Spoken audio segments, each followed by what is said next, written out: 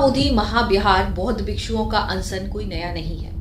यह एक बहुत लंबी यात्रा से चला आ रहा संघर्ष है। पर क्या आप इसके इतिहास के बारे में जानते हैं कि महाबोधि टेम्पल पर कितनी बार आक्रमण हो चुके हैं, बम विस्फोट हो चुके हैं और कितने महंतों ने इस महाबोधि महाविहार टेम्पल के साथ धोखा किया है? क्या इसमें सिर्फ ब्राह्मणवादी सोच शामिल है या फिर कुछ और भी इसके पीछे काम करता है? आइए समझते हैं कैसे महाबोधि महाविहार टेम्पल को आज तक बुद्धिस्टों को नहीं सौंपा जा रहा है और क्यों नहीं सौंपा जा रहा है। इसके पीछे कौन कौन सी शक्तियां काम कर रही हैं? क्या यह प्रोटेस्ट सफल हो सकता है? क्या सरकार भिक्षुओं की जो आवाज है उसको सुनेगी? आइए समझते हैं इतिहास से और आज तक की यात्रा कि महाबोधि महाविहार टेम्पल ने क्या कुछ नहीं।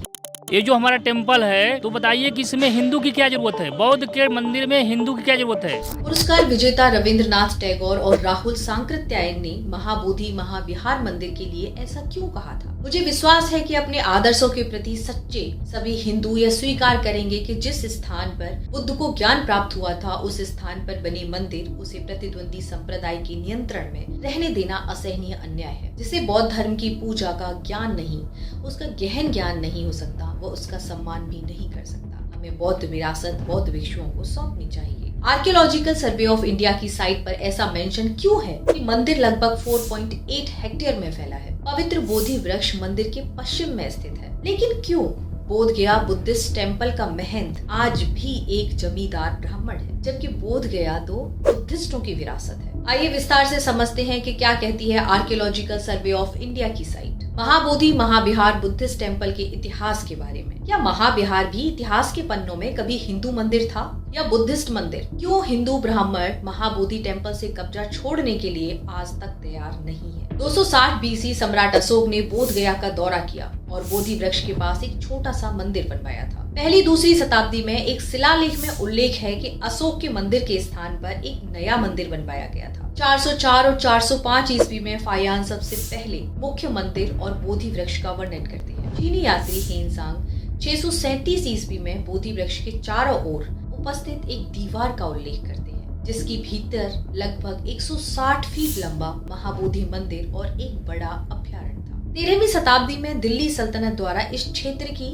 विजय के बाद मंदिर अनुपयोगी हो जाता है। वो इसलिए हो जाता है क्योंकि दिल्ली को इस्लामिक यानी कि इस्लामिक कट्टरपंथी विचारधाराओं के लोगों ने जीत लिया था। तो वर्मी राजाओं ने मंदिर की मरम्मत की, जिन्हें 1880-84 में अंग्रेजों ने जारी रखा। मंदिर लगभग 4.8 हेक्टेयर में फैला है। गर्भगृह से सीधे किनारे वाली पिरामिड नुमा डिजाइन एक ऊंचा शिखर है, जिस भूमि अमलकों के द्वारा 7 मंजिलों से अंकित किया। पवित्र बोधि वृक्ष उपरोक्त मंदिर के पश्चिम में स्थित है। भारत में इस पीपल के पेड़ के नाम से जाना जाता है, यानी कि इस वृक्ष को पीपल के पेड़ के नाम से जाना जाता है। यह वृक्ष उस मूल क्षेत्र का प्रत्यक्ष वंशज है जिसके नीचे भगवान बुद्ध ने ध्यान किया था। यह जानकारी हमें प्राप्त होती है ministry of culture government of India की साइट से। इसके अंदर ही कार्य करती है आर्कियोलॉजिकल सर्वे ऑफ इंडिया। तो अब समझे आप कि गवर्नमेंट आज भी स्वीकार करती है कि महाबोधि मंदिर बुद्धों का मंदिर है। 7 जुलाई 2013 को बोध गया महाबोधि मंदिर परिसर और उसके आसपास 10 बम विस्फोट, जिसमें 2 बौद्ध भिक्षु सहित 5 लोग घायल हो गए। यहाँ पर आप देख रहे हैं ये बोधि वृक्ष है जहां पर धमाका हुआ 5:40 और इसी तरह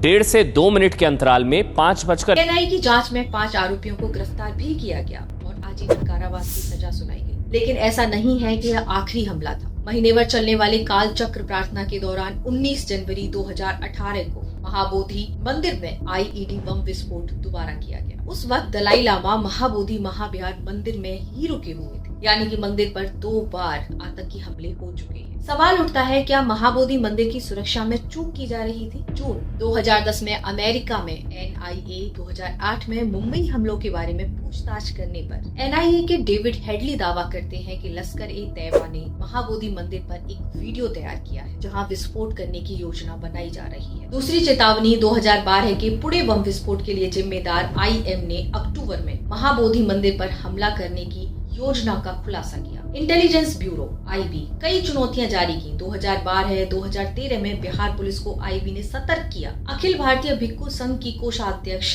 पंजाब दीप ने कहा, प्रशासन को पहले से सूचना थी, इसके बावजूद भी विस्फोट हुए। या बिहार प्रशासन का फेलियर था कि जानबूझकर मंदिर सुरक्षा व्यवस्था में ढील कर दी गई। क्या गारंटी है कि ऐसे हमले दोबारा नहीं होंगे? बौद्ध विरासत आतंकियों के निशाने पर अब नहीं होगी? महाबोधि टेम्पल पर हुए हमलों के बाद विश्वनाथ प्रताप सिंह, चंद्रशेखर, दिग्विजय सिंह, ज्योति बसु, हिरेन मुखर्जी, सोमनाथ चटर्जी जैसे कुछ उल्लेखनीय लोगों ने बिहार के मुख्यमंत्री से 1949 BTMS अधिनियम में संशोधन करने और मंदिर और उसके अनुयायियों को सौंपने का अनुरोध किया था। लेकिन BTMS 1949 क्या है?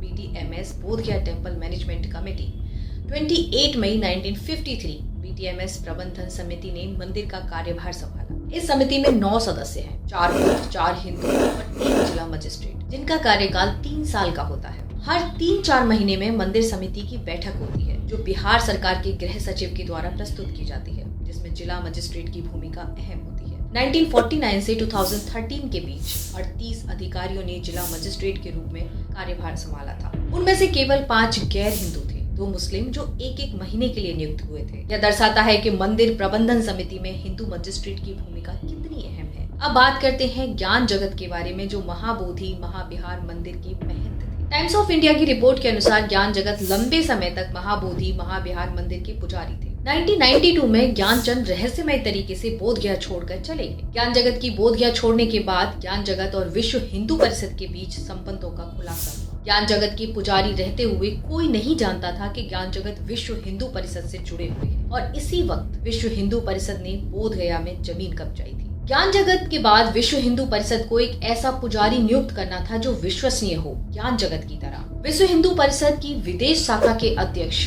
भूपेंद्र कुमार मोदी महाबोधि टेम्पल के नए पुजारी नियुक्त किए जाते हैं, किंतु महाबोधि टेम्पल का नया पुजारी भूपेंद्र कुमार मोदी को ही क्यों चुना जाता है? RSS हो या विश्व हिंदू परिषद, कोई भी नियुक्ति पिछले रिकॉर्ड के आधार पर ही की जाती है। जैसा कि आपने हाल ही में देखा होगा, दिल्ली की रेखा गुप्ता का पिछला रिकॉर्ड, इसी के आधार पर उन्हें दिल्ली की CM चुना गया है। किंतु सवाल उठता है कि भूपेंद्र कुमार मोदी का ऐसा क्या रिकॉर्ड था जिसे सीधे महाबोधि मंदिर का पुजारी बना दिया गया? भूपेंद्र कुमार मोदी धर्म परिवर्तन के विरोध में प्रचार कर चुका था। मीडिया से बातचीत के दौरान भूपेंद्र ने धर्मांतरण की निंदा की, UN चार्टर के चैप्टर 18 में संशोधन की मांग की, जो इच्छानुसार धर्म परिवर्तन को मौलिक अधिकार के रूप में मान्यता देता है। विश्व हिंदू परिषद को यही चाहिए था, जो भूपेंद्र कुमार मोदी में बखूबी मौजूद था, और इसी के चलते भूपेंद्र कुमार मोदी बन जाता है अगला महाबोधि मंदिर का महापुजारी। अब सवाल उठता है कि विश्व हिंदू परिषद धर्मांतरण पर क्या सोचती है? विश्व हिंदू परिषद के अनुसार बौद्ध धर्म की कोई अलग पहचान नहीं है। बौद्ध धर्म भी बड़े हिंदू परिवार का ही हिस्सा है, जिसमें सभी गैर मुस्लिम और गैर ईसाई शामिल हैं। धर्म परिवर्तन के दौरान ली गई 12 सूत्रीय शपथ, जिसके तहत देवी देवताओं को त्यागने के लिए कहा जाता है,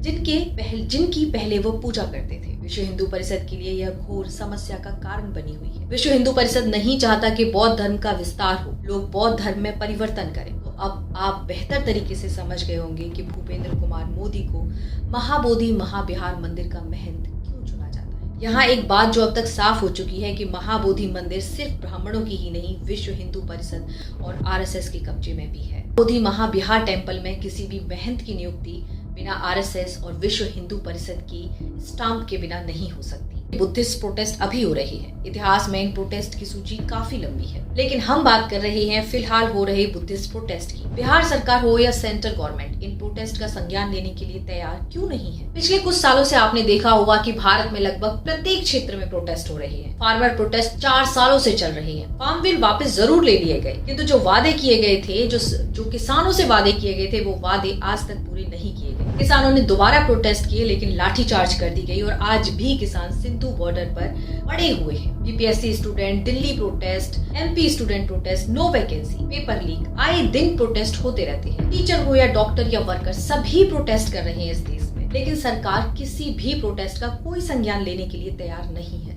कभी इन समस्याओं पर बात करने के लिए भी सरकार तैयार नहीं होती है। ऐसे में क्या लगता है आपको कि बौद्ध भिक्षु जो शांतिपूर्ण तरीके से प्रोटेस्ट कर रहे हैं, क्या सरकार उनकी आवाज को सुनेगी? बौद्ध धर्म के अनुयायी भारत से ज्यादा अदर कंट्रीज में रहते हैं, जहां बौद्ध धर्म किसी जाति व्यवस्था का शिकार नहीं है। इस प्रोटेस्ट को सफल बनाने के लिए अदर कंट्रीज की मदद ली जा सकती है, क्योंकि भारत में इसे प्रोटेस्ट को सफल बनाना बहुत मुश्किल है। इस मुद्दे को इंटरनेशनल लेवल पर उठाना पड़ेगा, UN तक पहुंचाना पड़ेगा, सरकार पर बाहरी दबाव बनाना पड़ेगा। मंदिर को पुजारी और पांडवों से मुक्त करने का ये एक आसान तरीका हो सकता है। यह सरकार जब बाहर जाती है, किसी दूसरी कंट्री में जाती है, तब लैंड ऑफ बुद्धा कहकर खुद को इंट्रोड्यूस करती है। तो अब इसी लैंड ऑफ बुद्धा को बाहर अदर कंट्रीज के द्वारा सरकार पर प्रेशर बनाकर छुड़ाया जा सकता है पुजारियों से सफलतापूर्वक। लेकिन जब तक ये मुद्दा इंटरनेशनल मुद्दा नहीं बनेगा, सरकार के कान पर जूं रेंगने वाला नहीं है और सरकार इसमें कोई भी स्ट्रॉन्ग एक्शन लेने के लिए तैयार होने वाली नहीं है, क्योंकि इस टेम्पल में पूरे तरीके से आरएसएस और विश्व हिंदू परिषद इन्वॉल्व है,